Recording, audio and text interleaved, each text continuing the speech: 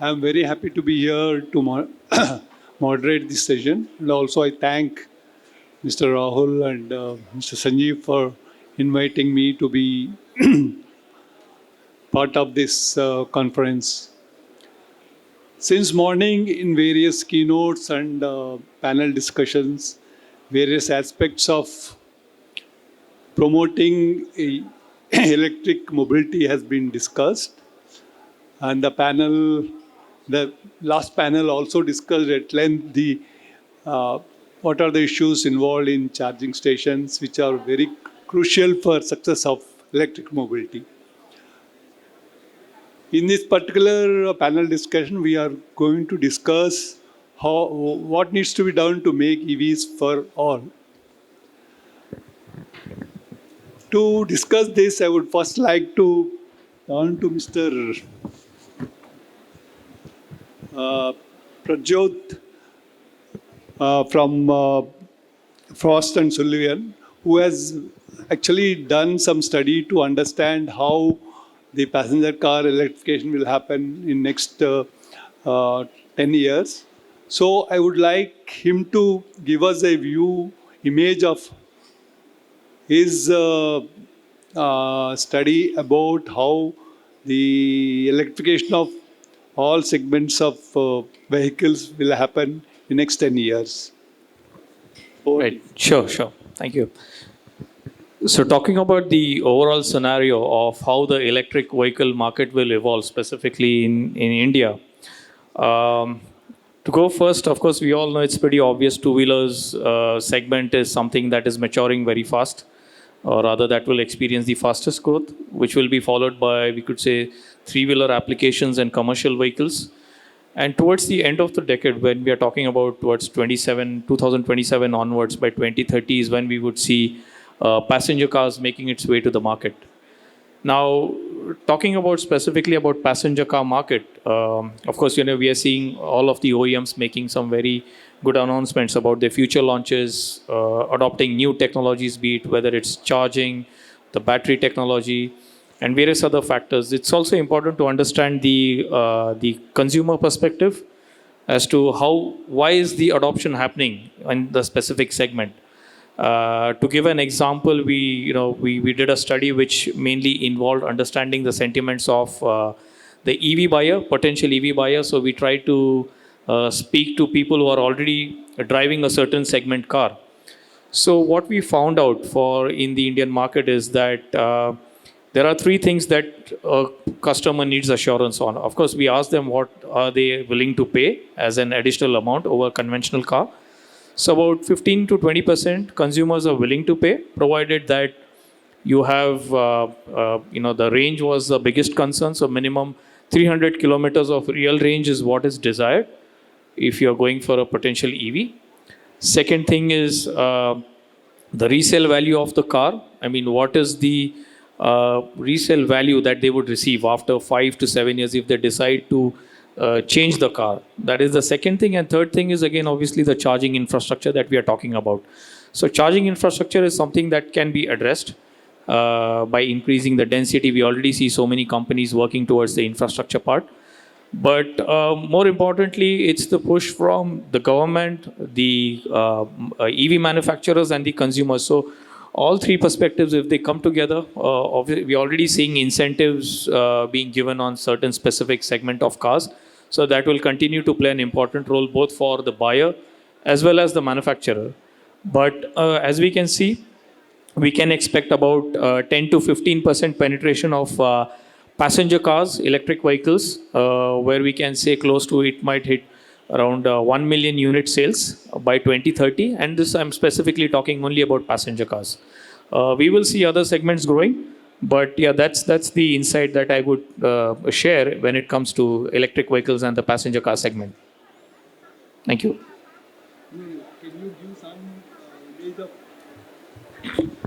Can you also throw some light about other segments growth, like two-wheeler, three-wheeler, and also the commercial passenger cars, right, and also trucks and buses? Right. Sure.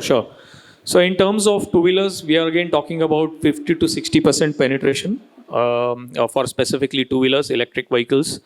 In the commercial vehicle segment, it would be around 20 to 30%. And that's again dependent on speaking to a lot of counterparts. Again, attractive financing schemes, the way it's being made available to the buyers, that's one of the key areas which everyone would have to focus, or the market players would have to focus. So we could expect not more than 30% in that area. In commercial vehicles, dealing with public transport, we could see there around 40 to 50% in the commercial vehicle, or rather, I'm talking about the bus segment. Uh, we haven't reached at the truck level, but talking about public transport or buses specifically, it would reach about 40 to 50%. So this I'm talking about timeline being 2030. Thank you. I would like Mr. Daryl from Magenta Mobility. He is a logistic expert. So I would like to understand from you whether all the products what you look for are being met by these electric vehicles, what are in the market right now, and what are the other specification you would require to actually expand your fleet. Thank you, Rao sir. Essentially, I am the odd man out in this this panel, right? So I don't make EVs. Yeah, Exactly. you're most important person for us. So I thought we will first understand from the customer what are their requirements so that Right. the Absolutely. subject So, can be discussed I better. don't make EVs, neither do I intend to make one. But yeah, so to answer your questions, I've been operating fleets in thousands at this point in time on the cargo segment, right? So passenger, I'm sure Prajot did mention some stats there. On the cargo side today, why am I stuck at 2,500? Why not 25,000? There are two reasons for it. Number one, today I think it's the product market fit available in the market, right? So I am largely constrained to two-wheelers, three-wheelers, and to certain extent four-wheelers, which are sub 1.5 ton capacity, right? So that's my constraint today. The two-wheelers and the three-wheelers are largely only applicable for your last mile or e-commerce as a segment. I am not able to do couriers and parcels or heavy-duty applications in that. So these are the constraint on the three-wheeler side. The biggest next constraint is if you look at the whole spectrum of loads in the cargo segment, you can start sub 1 tonner, 1.5 ton, 2.5 ton, then there's 5.5 ton, 12.5 ton, 25 ton, 38 ton, and 55 ton, right? There are vehicles in all of these categories, load capacities. There are vehicles which are 12.5 ton, there are vehicles which are 38 ton, there are vehicles which are 55 ton also today in electric vehicles. Is it economically viable? Answer is absolutely no. I'll give you a stat. I'll give you an example. The 55 ton GVW capacity vehicle in a diesel costs you about 49 lakh rupees on road. If I were to buy an electric variant of it, it costs me 1.3 crore rupees for the same capacity of vehicle.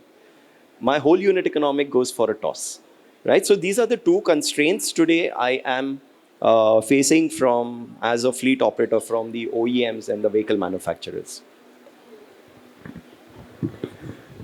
Thank you. We'll come back to you again. I would now request Mr. Abhay Soman to give his views as a axle manufacturer. First of all, I'll introduce myself. I'm Abhay Soman. I am working with Dana. So Dana manufactures axles, propeller shaft for light vehicles, including Tata Ace kind of vehicles, those kind of vehicles, up to 55 ton. And also, a few years back, we started manufacturing motor inverters. We are the first one. We started manufacturing motor inverters in India. I'm very proud to say that we are the only one as of today, I would say, in the commercial vehicle segment and even the bus segment. So we are the largest supplier of motor inverters. So coming to your what concern you raised on the cost, I agree with you some extent. Yes, sure, because even when we started manufacturing our motor inverters in India, so if you look at the cost structure of any electric vehicle, the first cost is, highest cost is the battery. And now we are seeing that a lot of companies coming up in India for manufacturing batteries in India. But still nobody has actually started production. So companies like Exide, now even Reliance is also starting talking about putting battery plants. So I think within next 2-3 years, the definitely we'll see a lot of traction on that, and cost of all those batteries, because which is I would say about 45 to 50% of the total vehicle cost. So that should definitely come down. That's what my this thing. And number two in the value chain is the motor inverters. If I look at that, so again, it's not very high compared to batteries, but still it's about 7 to 8% of the vehicle cost in the electrical architecture. The other conventional parts, the body, tires, definitely those are the very high value parts. But those are our conventional parts which are already established. So as far as motor inverters are concerned, we also started initially the prices were very high. So people most of the time they were preferring to buy from China or any other country where the cost was very low. But I have seen in last 4 years now there are a lot of mandate from government for getting the FAME 2 benefit. You are aware that it's mandatory to have local manufacturing. And with that efforts, we have done a lot of localization. And with that, I would say at least for our own products, the prices have come down drastically, at least in the range of say 20 to 30% in last 3 years. So if you look at the same trend and if you look at the overall battery prices coming down, I would say very good potential even for the commercial vehicle in coming years. Yeah, it will take some time, but definitely I see some trend. Yeah, maybe he can add more because he has got more insights in the market. So maybe he can add. No, from what all three of you have said, I think the initial acquisition price of the product is one of the deterrents for penetration of these vehicles. So, because the batteries are a major percentage of the overall cost, I think unless the battery prices come down, I think the overall price of the product will not come to the levels which customers would accept. Uh, Having heard three of you, now I would turn to Mr. Rajesh Saklecha. He's the only, he's a co-founder of Ozone Motors, the only person on the among the panelists who is into manufacturing of electric vehicles. So we'd like to understand from you the details of the products, what we are making, and what is the response to your product from the market, and what you feel you should do to increase the demand and penetrate more. Just to add a context, Ozone Motors. Yes, I'll quickly say what Ozone Motors done. We have built Born EV in India. It's a platform. It's modular and it's smart as well. And on top of it, we can add multiple body styles. So what we have called is a skateboard architecture. We have a four-wheeler, four-door, four-seater family car, something like a Wagoner. And then we have a designed cargo, which can carry about 3 meters or 3.7 meters. We have a shuttle, which can carry about 8 people. So we have designed a modular structure that can carry multiple people and multiple different variations of the vehicle. And this is also at an affordable price point. So our range of products starts from a car would start anywhere between 6.5 lakhs. Our shuttle will be about some 5 lakhs and cargo would be about same 4.5, 5 lakhs, which could carry anywhere between 550 to 850 kgs. And one of the most important thing that I think it will help the logistics people is the cubic feet will be much more bigger than what you can carry in a three-wheeler. But coming again to the point is where we are in terms of it, I think it's, as you mentioned, the price has decreased in the last few years by 20-30%, but we'll still have some more room to play around with that. One of the major factor for any of the electric vehicles on the bigger scale to go is size of the battery. The more bigger the size, the weight of the battery increases, and if the weight increases, you have to increase the strength of the vehicle. That means the chassis load increases, so overall weight increases. So you will be actually tugging along 30-40% of the weight, which is not needed. So that where the inefficiency comes and the price hike of the product comes in. And also the use cases. For short haul is where I think in the next 2-3 years, I feel there's going to be a big market, which is going to be the intercity and small intra-cities from here to Bangalore and things like that. If you see in the bus, Nugo is doing very good. And if you see three-wheeler cargo for micro mile, it's doing great. And these are basically not only the cost of the product, but also the long-term value. Basically, the operational cost, if you put off a ICE vehicle, and if you take vis-a-vis EV actually is much more better. At least you recover about 1 times more of the vehicle cost if you take the long-term value or a lifetime value of the vehicle. So the contextually, EV plays a good role, and that's why you see a lot of usage in the cargo. And it's easy to drive, a lot of benefits, there's no backache and things like that. So I think that is where the difference is going to happen. And I think the biggest change I'm going to see is a lot of custom designed vehicles, because it's a platform. You can put whatever body style, whatever structure, it can go from anywhere between a 2-meter vehicle to 5-meter vehicle. And if you're only using for intercity, you can use a small battery. So that gives you a lot of flexibility to play around with. And if you add smartness, you can do a lot more things, including self-driving, autonomous driving, and things like that. So that's use cases are going to come up, and where startups are going to pick up. Thanks to Dana and others, a lot of parts are being procured from India, or components available in India at a reasonable cost. So I think there is going to be a lot of use cases coming up for the vehicles.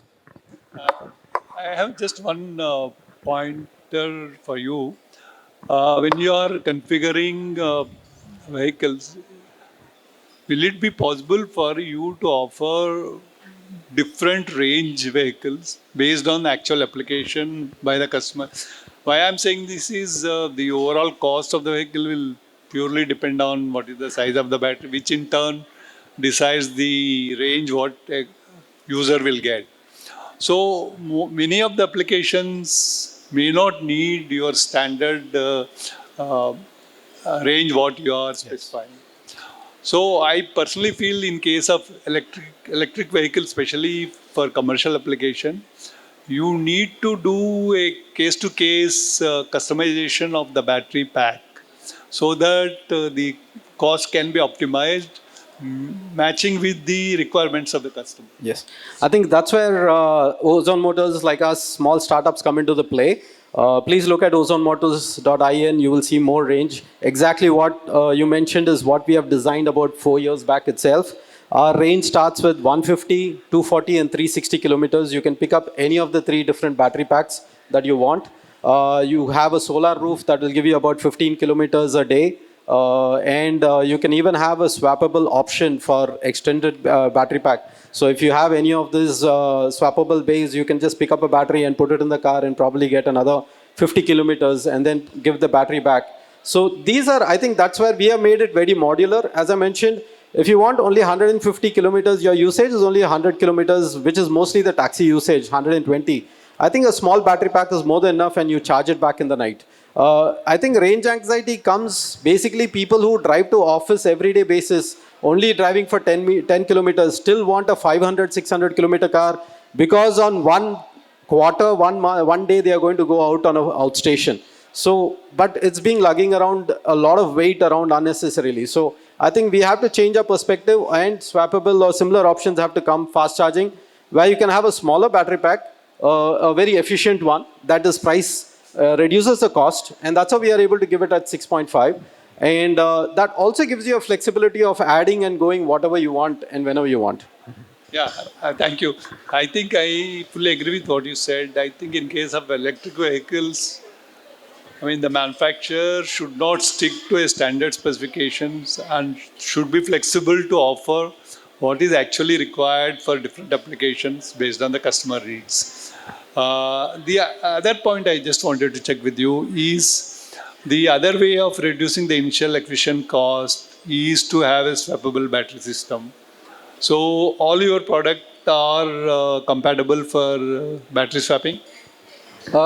We would want to make it, because we are OEMs, we are okay to put anyone's battery. We are not much concerned. Still, it meets the standards and requirements. I think what we need to work on the policy and the design is standard battery to be made, like how we have for cars. Basically, every car has a model of battery, any manufacturer can make it. So that standardization has to come, and every battery has to have a battery traceability system and also the battery health monitoring system that can be plugged into any VCUs or battery system to be able to monitor. And this will help us know what is the health of the battery, the productivity of the battery, and the longevity of the battery. And coming to again, if I take Magenta, the advantage will come is the same way. They can pick up the same vehicle, but they can pick up different battery ranges for the vehicle, and they can upgrade it anytime that they want. So that is the advantage that can be available with modular. No, here, I mean, what I wanted to check with you is, are you comfortable to make your vehicles using swappable battery system? Yes, we already designed it that way only. So we have two options for putting a swappable battery. We would be working with multiple. Right now you have Sun Mobility, you have Blue Smart, and I think a couple of them will keep coming in. So once they have a unified system, I think it is just like how you have the charging point, charging guns. It has to be a similar way. It has to work with the architecture. Thank you. Mr. Prajyot, what you mentioned about the likely penetration of electric vehicles in case of two-wheelers, you mentioned about 50 to 60%. But if you look at the electric vehicles, what are two-wheelers, what are there in the market, most of them are all scooters. When in case of IC two-wheelers, only 30% of the total vehicles, I mean two-wheelers, what are there in the market are scooters, and 70% is motorcycle. So do you think it's possible to achieve 60% penetration of electric two-wheelers when majority of the products are all scooters, not motorcycles? Yeah. I think I should have made a clause. The penetration I was talking was about scooters itself, because right now there are only 2 or 3 models which are in the motorcycle, and even looking forward, it would be very difficult for even achieve 10 to 20% in the motorcycle segment. So the 50 to 60% that I'm talking about is, we're talking about scooters there. No. My concern is on all government, I mean, all forums where government representatives are there, they still talk about 30% penetration, especially in two-wheelers, because they feel that it has good traction and electrification is happening very well in case of two-wheelers. Yeah. But the fact that most of the vehicles, two-wheelers are scooters, I mean, that 30% penetration, if it gets limited to the scooter segment, then the overall percentage would be much less. It's about 9-10%. Right. So, but unfortunately, nobody is highlighting this point and telling the government this is the actual situation. Right. Yeah. I think in that scenario, if we have to compare the the kind of announcements that are done by the government, always what I've also seen in the past is, like I mentioned in the morning itself, whatever announcement is done from the government, it always sounds very fancy in the starting, but in the real case, it is able to reach only up to 50 to 60% of what they have actually announced a few years back. So similar case, we have classic case studies for other markets as well. It may not be directly relevant to India, but what I have been studying from 2011 onwards, I remember a lot of countries in Europe and even in the US, announcing 1 million EV sales by 2020. And, the market was just 30 to 40% of what they actually said. And just recently in the US, they managed to surpass around 1 million or close to 1 million passenger cars that they were able to sell. So if you look at the history in terms of the way the announcements are made, theoretical versus what actually happens, there's a big difference there. So I think that is always factored in, and what we have been doing in our studies as well. A lot of times, there is disagreement between what actually is said and what is on the ground. But my concern is none of these forums, anybody even expresses doubts about what government is mentioning as target. That is the unfortunate situation. Everybody says, yes, it will happen. Even now, when we are in 2024, we are talking about target for 2030. I mean, the penetration, if it has to be 30% of two-wheelers, it is almost 30% of 16 million, which is Almost Yes. 5 million vehicles. Yes, even similar case, similar situation when we talk about the forecast for passenger cars. When in our reports, when we are saying by 2030 cars is going to be around 700,000 to 1 million. That too is still received as a very conservative number when I present it to someone, and we need a lot of justification that is to be done. But what we see in the background, at least the way production is happening, the official announcements that are being done, I mean, it's all based on that, and most importantly, how the customer is accepting. Today, in cars, we are at in 23, it was about 83,000 units that were sold in 23. This year, they are going to be about 125,000 based on what we know.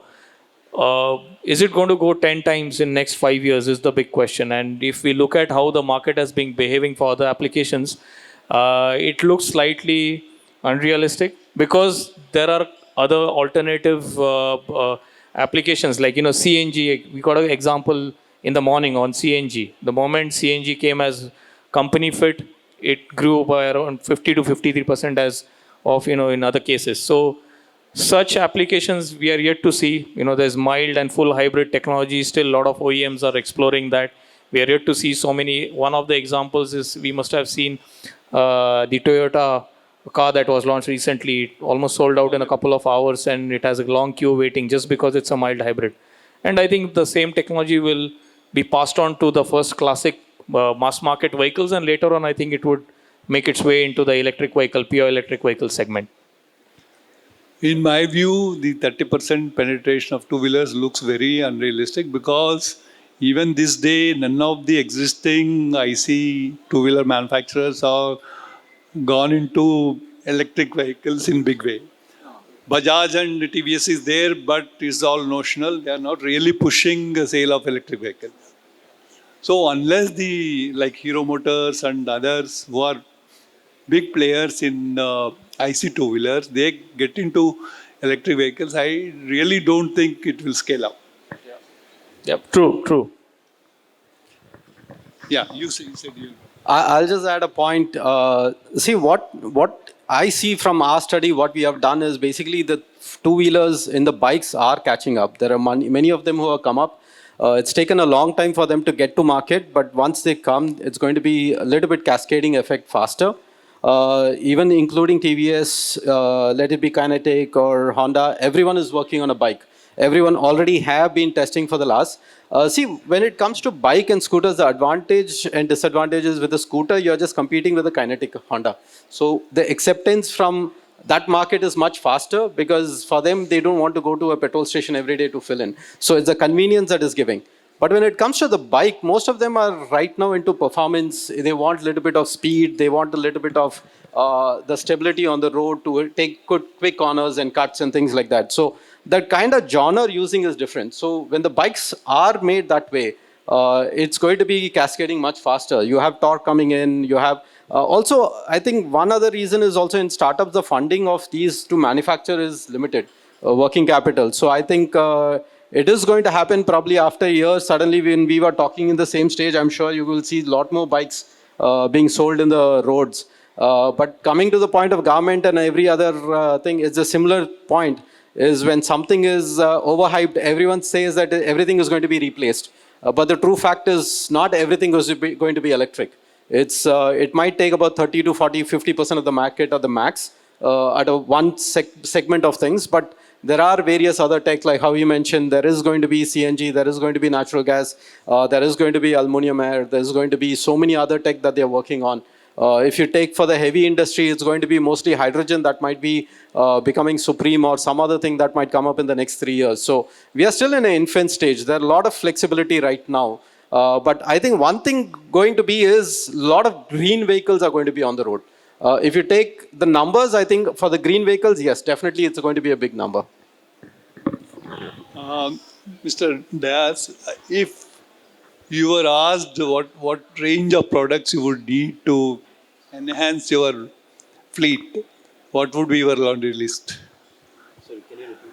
If somebody asks you what type of vehicles you need to increase your overall product range, Yeah, what okay, would be your requirements? So, okay, how do I look at this logistics business? You can divide it into three segments, right? The first mile, mid mile, and the last mile. The last mile essentially is taken care of already by three-wheelers and four-wheelers. Now, coming to the mid mile, that's where you need somewhere from 2.5 ton capacity to 5.5 ton capacity of payload, right? I'm not talking about GVW, but payload capacity. But now the question comes is, okay, I can give you 5.5 ton capacity, but what about the range? In a mid mile, typically you need a range of 150 to 200 and slightly north of 200 kilometers. The vehicles, as soon as they start taking up more load, the range goes down, Yeah, yeah. right? So that's the problem statement that EV manufacturers and OEMs have to solve for mid mile. Coming to the first mile, that's like where 12.5 ton, 25 ton, 38 ton. Now, that, in my opinion, is not the right application for electric vehicles. That's where you need 300, 500 kilometers. That's like from Gujarat to Chennai and Bangalore to elsewhere, right? These are the corridors that needs to be done in a first mile. Now, in an electric vehicle, you cannot have such huge batteries, right? If it does, the weight comes down and probably the cost goes off the roof. So, electric vehicles, the mid mile and the last mile applications are the perfect ones. We have different formats of clean energy vehicles, probably the hydrogens and natural gases and stuff made for the mid miles. No, for the first mile, first mile.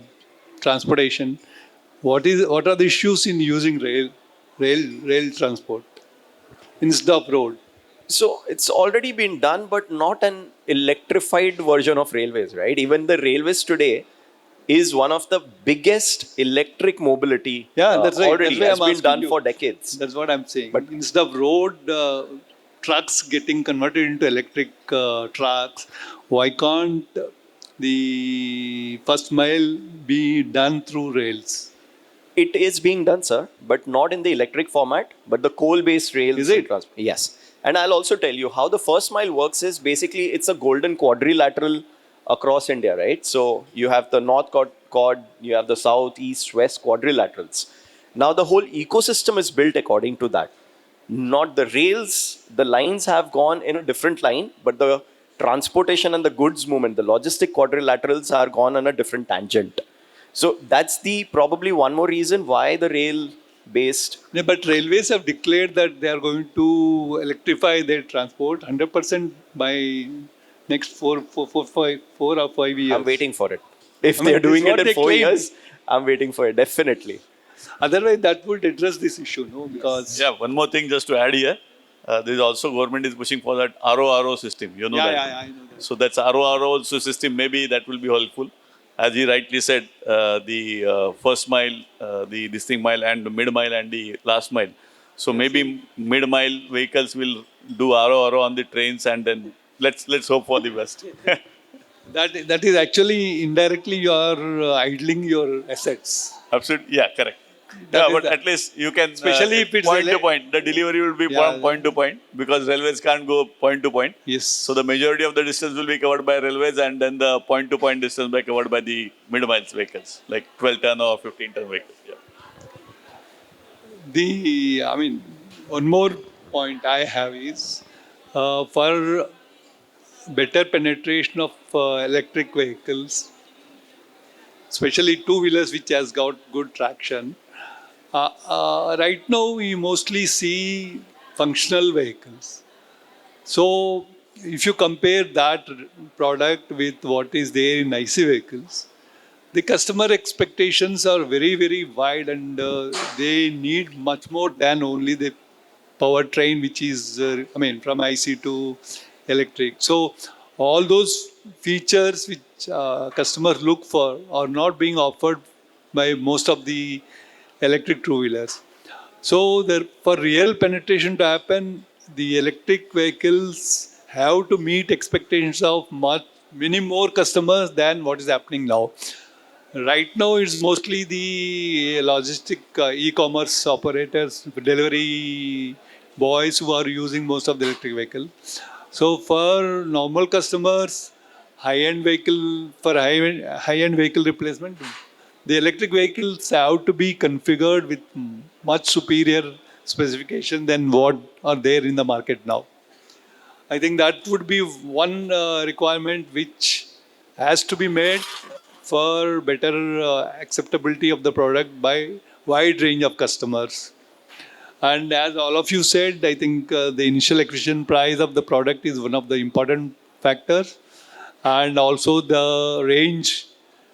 To address the range issue, I think, as we discussed, I think maybe the OEMs should be flexible enough to offer different battery configuration to cater for the expectations of range by different customers. And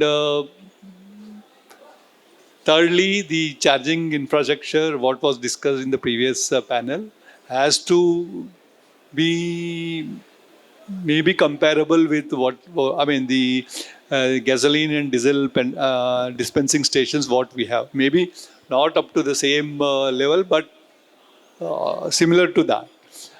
That with home charging or office charging, what would be possible may meet the requirements.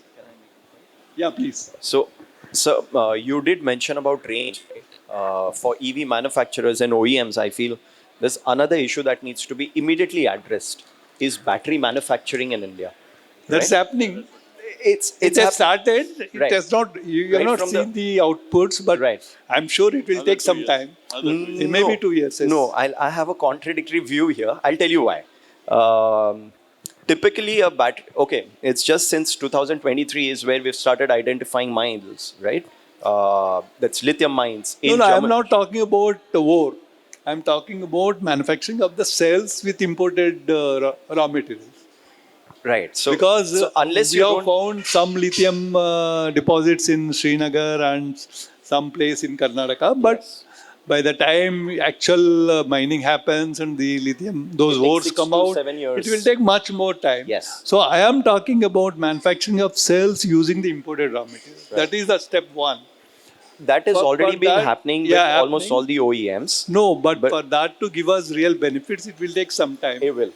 Because they have to actually perfect the process, and also they have to gain volumes to get the cost advantage. So which will take time. Absolutely. So one point for OEMs to work upon is, getting the battery prices down because that contributes to 40% of the cost. Yes. For a logistics operator such as me, as cheap as the vehicle is, I'm able to pass it on to the demand aggregators. No, yesterday I So- was discussing with somebody who is working on lithium-ion batteries from CEW. He was of the opinion whatever we do in localization for manufacturing of lithium-ion batteries, our batteries made in India will never be cheaper than what is being offered by China. That for sure. For sure, yeah. He feels gonna that take that will decades. never happen. Yeah. Yeah, sure. Just on the point of when you said about the vehicle design and semantics, I think one point you're right is many of them have to see that the size and build is similar to what it is in the ICE vehicles, especially in the two-wheeler category. But one thing what I want to add is most of the electric vehicles today are mostly data-driven. So basically, we collect a lot of data in terms of how to improvise on a lot of efficiency. So every vehicle comes with 3 modes. Basically, you can go in a sports mode, you go in a performance, or you go in economy, and you can go on a fuel efficiency mode as well. So there is certain advantage of electric vehicles, but on the shape and the size, I think what India started is what we took from China about in 2015-16, and then R&D is one of the key factor. And that's what I want to say here is a thrust has to be put from the government and also many others in doing R&D in India. Let it be the battery, let it be the cells. I go across and see many colleges working on battery from sodium ion, aluminum ion. The problem is everyone is doing a small silo project. No one has come up with a theory, boss, let us create one mega place where we are going to only work on batteries and cells. If that is going to happen, all IITs put together, have one facility do it, have state-of-the-art facility, cell manufacturing also, get the best technology and reinvent how we have to do it. Till then, I don't think we will be able to get a better efficient product out in India. So I think if we put that effort, I think in next 2 years, we might have much more better tech as well. Thank you. Yeah, any questions from the audience? Yeah, please.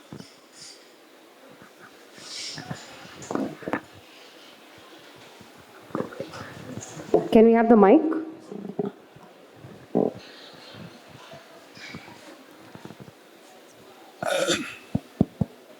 Please introduce yourself and be specific if it has to be answered by any particular person. Okay, myself Srajan from Davangere, Karnataka. I just wanted to know FAME 3, the government policy FAME 3 is coming up in the next coming 2 weeks. I would like to know your expectations from FAME 3 to increase the penetration and adoption.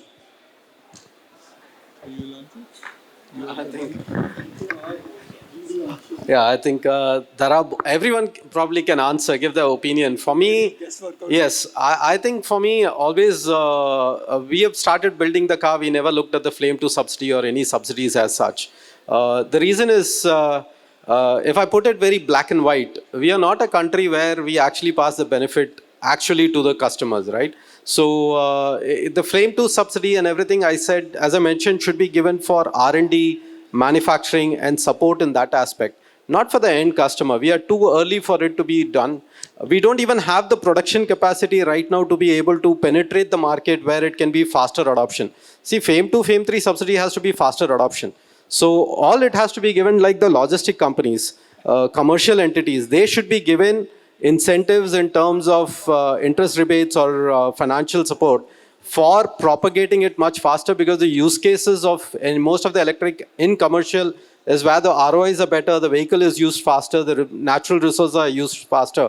Basically, the battery can be utilized in 3 years. So in 3 years, when the new tech comes, they are far ahead in that. So I think that's where it has to be more used. And I think more than only the manufacturers, because if you take the existing manufacturers, they have the capacity, they have the plant. Even the PLI scheme, I don't think there's not going to be much being passed around. Yeah, just giving my perspective that what we could expect is, I think what we have been missing is the scrappage of old cars. I think some incentive towards scrapping of old cars and then getting that benefit, probably translating that for purchase of new vehicles. I think that would be one. And the second one is when we speak about localization of components in India. I think that's another necessary thing that needs to be taken care, because that will directly result in driving down the cost of the vehicle. Today, if you look, the localization percentage is close to, I could say, just about 30 to 35%, 40% of the vehicle in terms of cars. And the rate that we need to achieve is around, we are expecting 60 to 70% of localization by 2030. Of course, battery will remain the biggest hurdle there, where it will still lack localization, over 50% only localized or assembling here. But for other components, there is already expertise that companies have in the country, and that needs to be promoted. So I would expect FAME 3 to support the supporting industries in terms of components that would be required in electric vehicles. If there are no more questions, I would like to thank the panelists for their very active participation and the audience for their patient hearing. Thank you.